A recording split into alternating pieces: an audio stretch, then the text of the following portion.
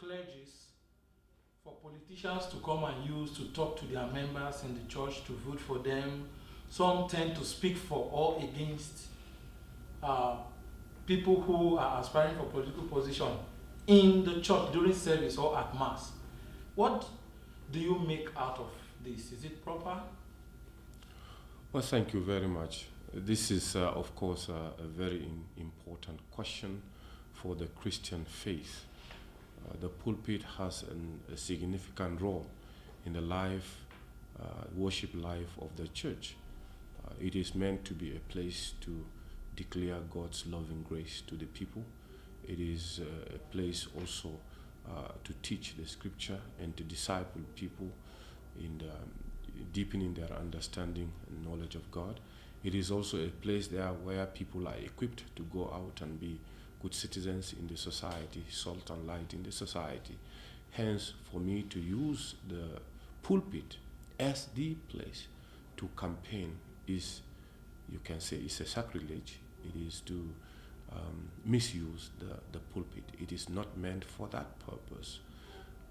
There are other spaces and avenues for discussing political matters, for campaigning, but certainly not the pulpit where people are expecting and hoping to hear God speak to them.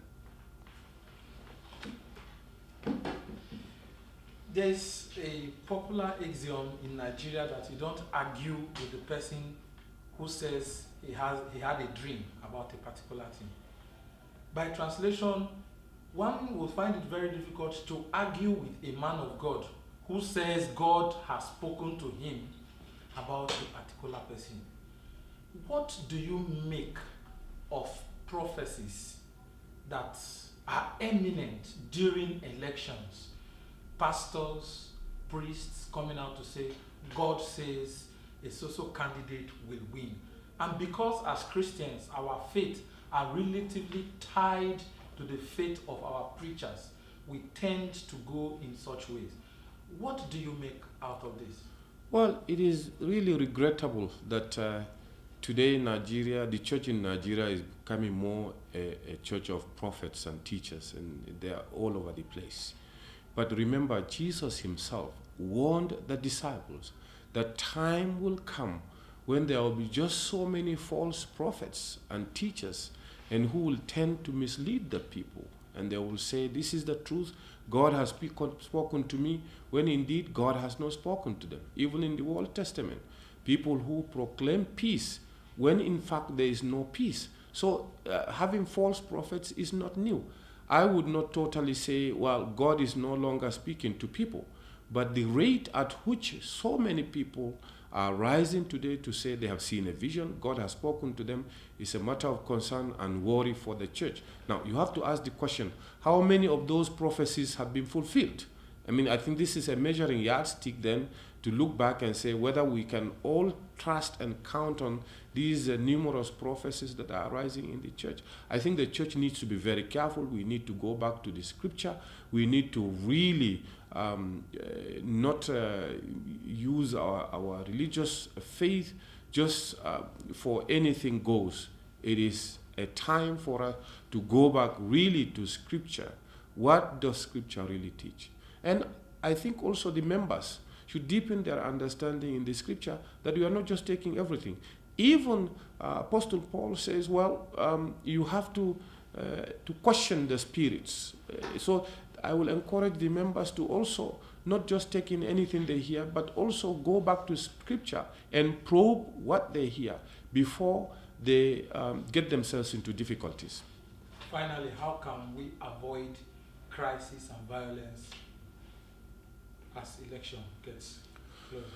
Well, as we approach 2019, the role of religion and particularly religious leaders is very critical. In the first place, they themselves, those of us that are called and entrusted with leadership, we need to examine ourselves. The kind of messages that we preach, the kind of teachings that we put out there, it is very important. Second, it is important that we de-emphasize this use of horrible language against each other. We should insist on politicians telling people what are the issues, what is it that they intend to bring for the people, rather than allowing these scenario, people rather insulting each other, and they cannot talk about anything they have or they want to do apart from talking about the other. In my view, any politician who cannot clearly say what is their vision for this country without insulting another politician, actually they have nothing to offer. So I would really encourage that we insist on the dignified use of language. I would also say that we should together work on instilling a culture of dialogue and joint effort in participating in politics peacefully and elections peacefully. And we are not in a warfare. And I think we should insist on this message wherever we find ourselves as religious leaders, as politicians. And we should also, together with the politicians, understand that this is our only nation, and violence cannot build this nation. We must be sober. We must intensify efforts and insist that the elections that is coming should be peaceful. Now, the agencies, security agencies, should also be apolitical and should see themselves as people who are called to ensure security and peace. And those who are in authority should also do so with the fear of God and ensure fairness and transparency in the process towards election and even afterwards. The liturgical calendar of Catholic and the Lutheran Church will close by the celebration of Christ the King, and Advent will start. What template of leadership should our leaders learn from Christ, who is enthroned as the universal King on the solemnity of Christ the King? First of all, humility. I mean, Christ himself is sacrifice. So leadership should learn and emulate the spirit of sacrifice from Christ. Although the king, he is the king's servant as well. He's the one who serves the poor, who serves those who are in suffering, and who cares for the needy. And this is very important for us as we remember his first coming in Jerusalem. We remember also his daily coming in our lives, but we also look forward to his return. This is what it means to celebrate Christ the King. We are looking forward to his second coming, and then we go into Advent. And I think here it is important that we understand ourselves as disciples. And as disciples, we have no other option, alternative, than to live as Christ has taught us, emulate his life, and be servants for those of us who are called into leadership. Thank you very much. Welcome. Thank you. Please,